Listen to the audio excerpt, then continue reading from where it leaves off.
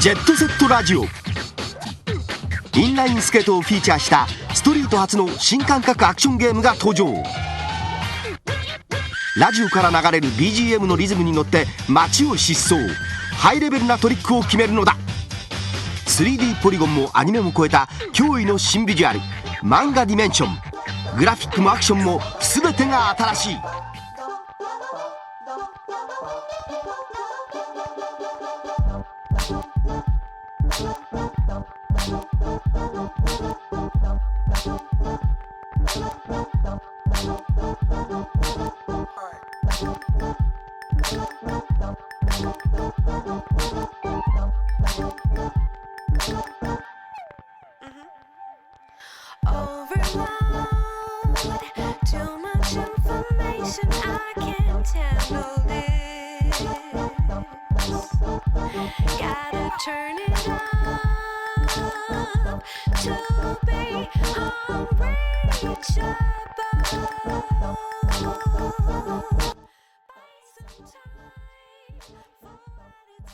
Oh.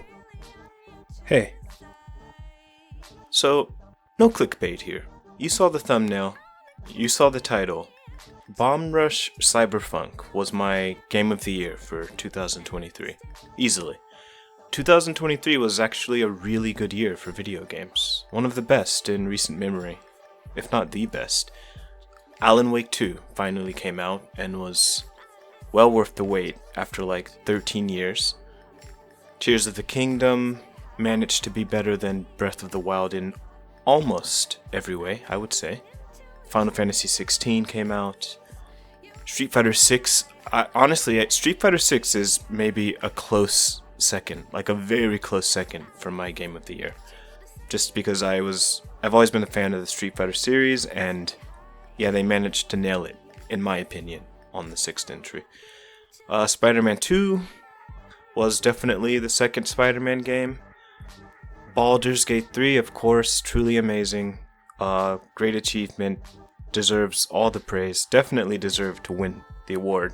It's amazing, don't get me wrong, but for me personally, Bombrushcyberfunk was the game that I was most anticipating, and yeah, I think it was the one that met all of my expectations. There's a few points that were maybe a little disappointing, but overall it's exactly what I was hoping for, and I'd like to talk a bit about it. I honestly can't remember the last time I was as excited for a game as I was for Bombrushcyberfunk before it came out. Because yeah, if like me, and yeah, I have to address the elephant in the room. It's Jet Set Radio, of course. So as a fan of Jet Set Radio, you're waiting 20-something years for a sequel. You're waiting for Sega to just drop that trailer, release the fucking game, but of course that never happened, so you would have seen Bombrushcyberfunk a few years back. They released the first trailer, and yeah, it's obvious that's exactly what they're trying to do. They're trying to, be a spiritual successor to Jet Set Radio. Like, Sega's not going to do it, so seemingly Sega was not going to do it, but that's changed recently, which we'll talk about later. Yeah, I was really excited to play this game. Like, just watching the videos, hearing the music, it's exactly what you would expect from, like, a third Jet Set Radio game. Even though it isn't one, it basically is one. And they nailed it. They stuck the landing. Great game. So yeah, I did think about whether or not I should even mention Jet Set Radio at all in this video, but it's impossible not to, because this game is like a love letter to the Jet Set Radio series. It was developed by Team Reptile, which is like a smaller indie game studio. Yeah, they're not Sega, basically. But I think what that resulted in is something quite interesting, in that this game looks and feels like what Jet Set Radio 3 might have been had it come out, say, in 2003 or 2004.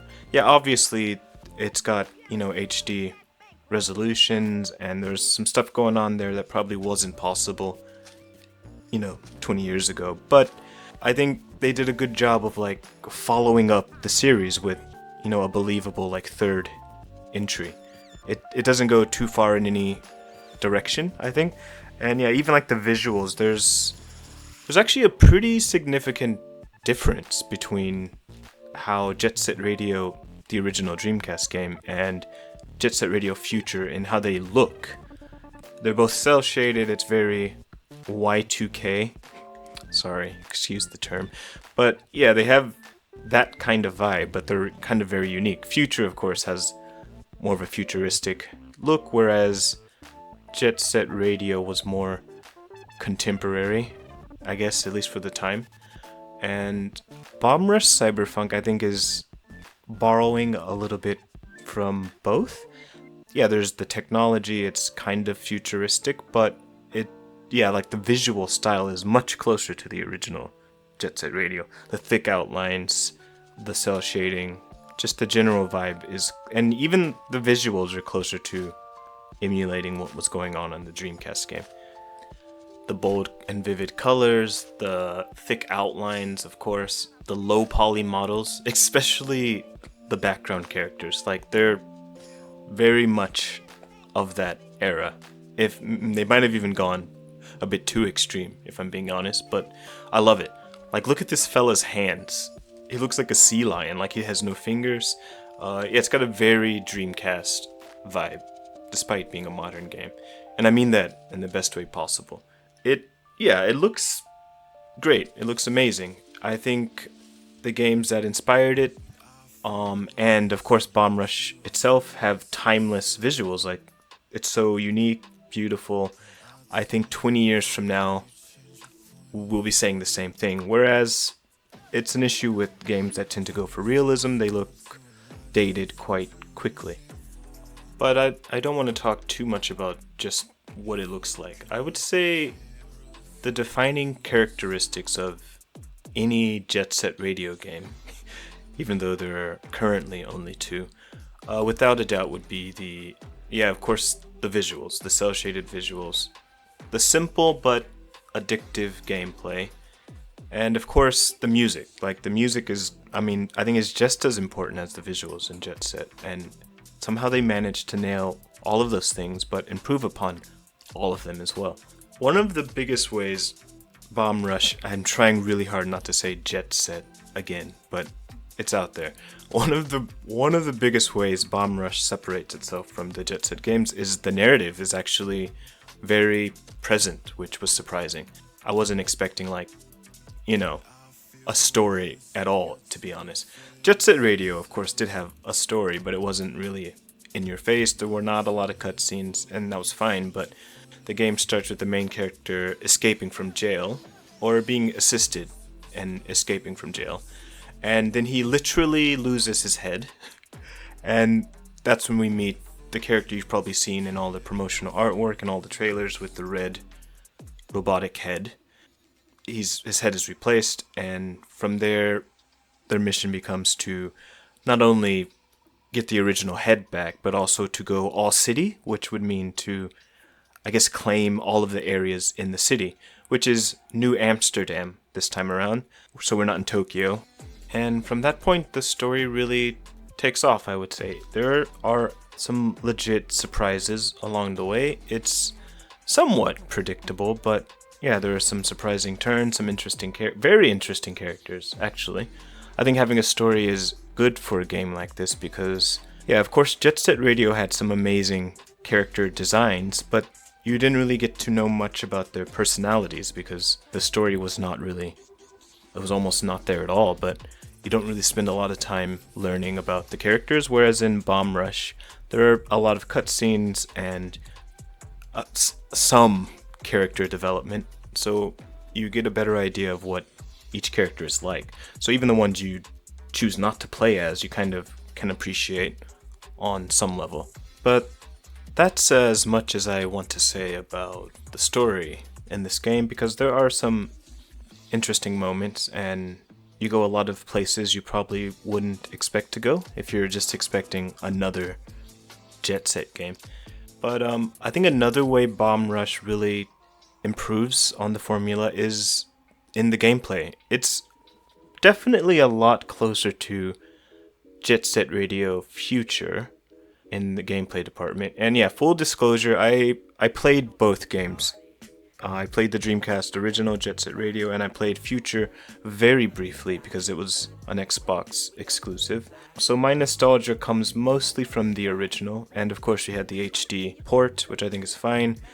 But Jet Set Radio, the original game, really does not have, unfortunately, it does not have the best controls.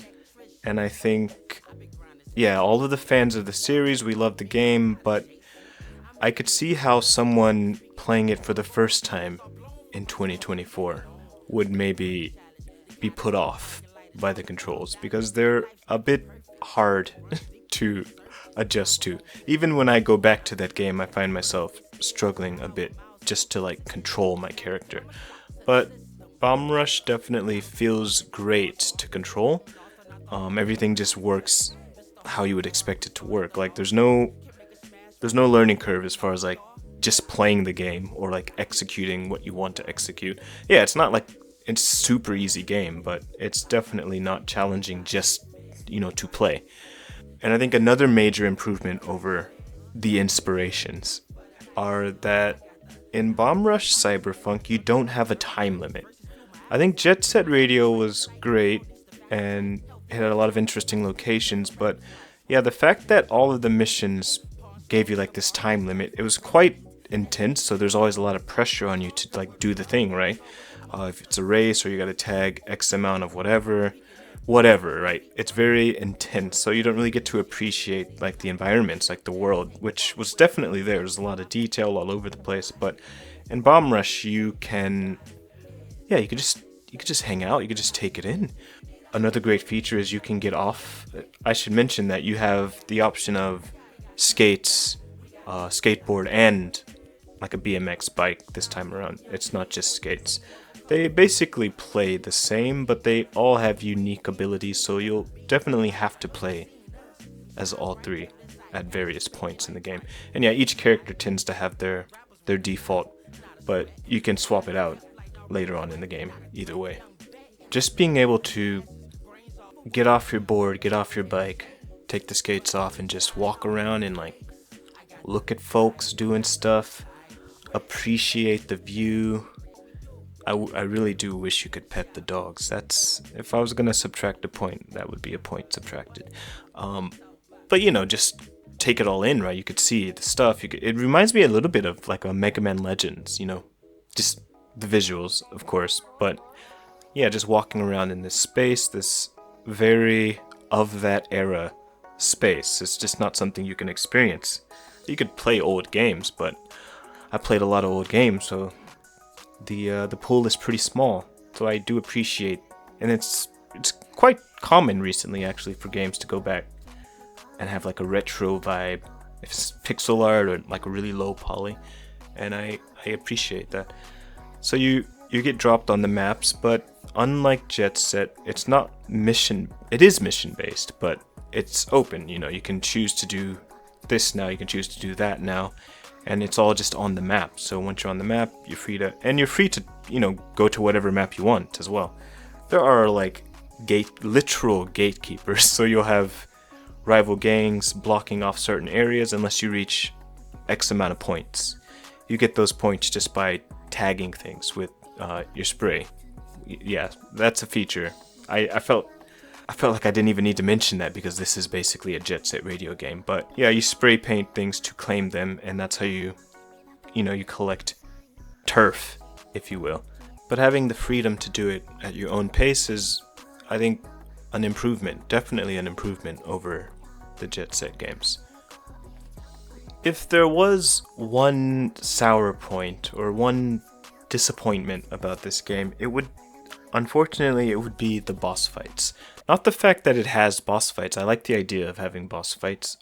Jet Set Radio actually had a handful of boss fights, you could say. The issue with the boss fights in Bomb Rush is that, yeah, they just don't feel... The combat in general doesn't feel good at all. Like, you can't really I can't really express it through video, but it doesn't feel good. There's no impact. And then and I'm trying to avoid spoilers, there's one boss fight in particular where I spent a good 20 minutes just unsure of what to do, because you play this whole game where you're just skating around, spray painting stuff, and then suddenly there's this boss in front of you, and you don't really have the tools to, like, challenge it.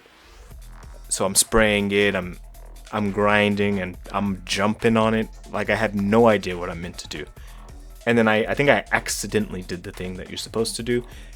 It kind of felt obvious after that point, but it isn't. Obviously, it's not obvious because it took me so long to figure it out. So if the game at least had told me try X or gave me a hint of some sort, I think it might have been better. But yeah, it's not exclusive to that boss fight. There are a few boss fights where it just doesn't feel good and they're a bit too vague about what you're meant to do.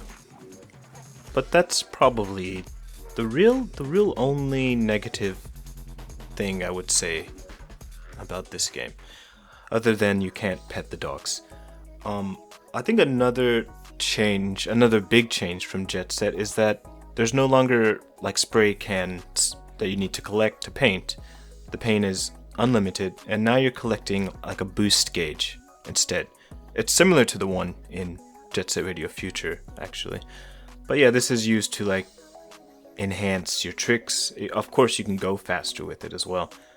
And there are a lot of challenges in this game that require you to go up against rival gang members, and the one instance where you do have a time limit is when you're going up against rival gangs, and it's whichever team has the highest score at the end of the 90 seconds or 2 minutes or whatever it is the winner. So the boost helps a lot in these cases. And yeah, I think in this context, the time limit is okay because you get to choose when you do this mission. You're not just dropped onto the map with 90 seconds and then repeat. Like, you could explore all you want, and then when you decide you're ready to do this challenge, you can do the challenge. And I think it's a small thing, but it's a huge improvement over the Jet Set games. Another feature they brought over from the Jet Set games is the police brutality. I don't even know if I could say that on YouTube, actually. The police in this game are just as aggressive and just as annoying as the ones in Jet Set Radio. Honestly, they might be worse. Yeah, they're worse in this game. They've got this chain thing that can like pull you in. It's annoying, but you can at least find these. There's like these stalls where you can change your outfit, and changing your outfit kind of reduces your wanted levels. I guess it's similar to like changing your car's paint in a Grand Theft Auto game. It's like that. And you also have these dance floors in various places on different maps where you can go and you dance. And once you start dancing, then the character select screen comes up and you can select the character. Yeah, I don't have to say that obviously everything in this game is inspired by Jet Set Radio, which is what we wanted. And that's not a critique, that's a compliment. I love it. It's amazing. Sega wasn't gonna do it. Someone had to do it. They did it. They nailed it. They stuck the landing. Game's great. Looks great. Sounds great. That's the one thing I haven't even talked about yet, is the music in this game. And this might be a hot take. I think I like the music in this game better than either of the Jet Set Radio games, which I love. I love those games. They have great music. Of course, they got Hideki Naganuma to do some of the music, but not all, which I think was a good choice because there's a wider range of genres.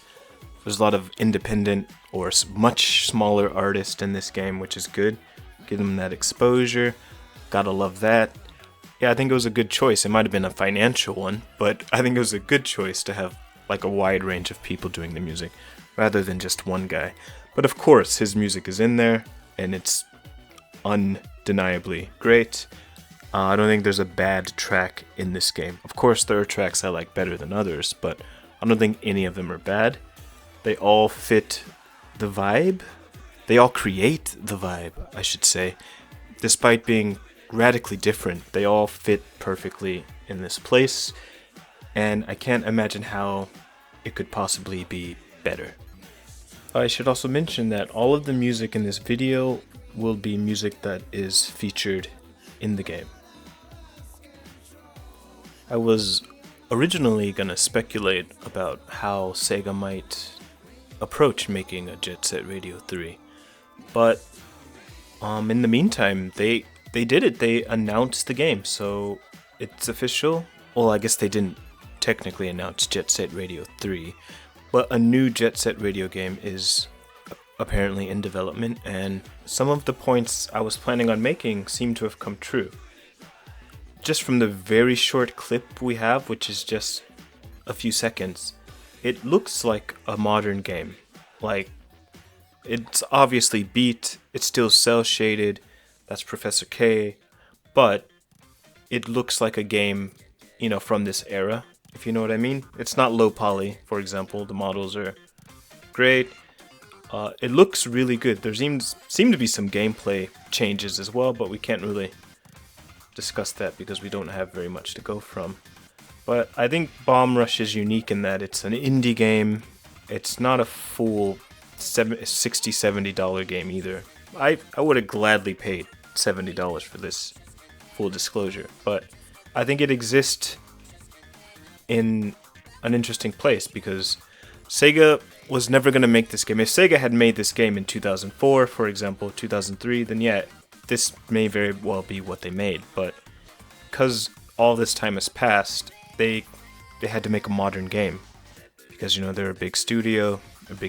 They're a large corporation, so they have obligations to, stakeholders and all that jazz. They can't really just... there are some circumstances under which they could have released a retro-feeling Jet Set Radio game. Some chunky polygons, and I don't think anyone would have complained about that. But I think the fact that both of these games can exist, and we can just imagine the next Jet Set game is the fourth one instead of the third one, it's really kind of cool.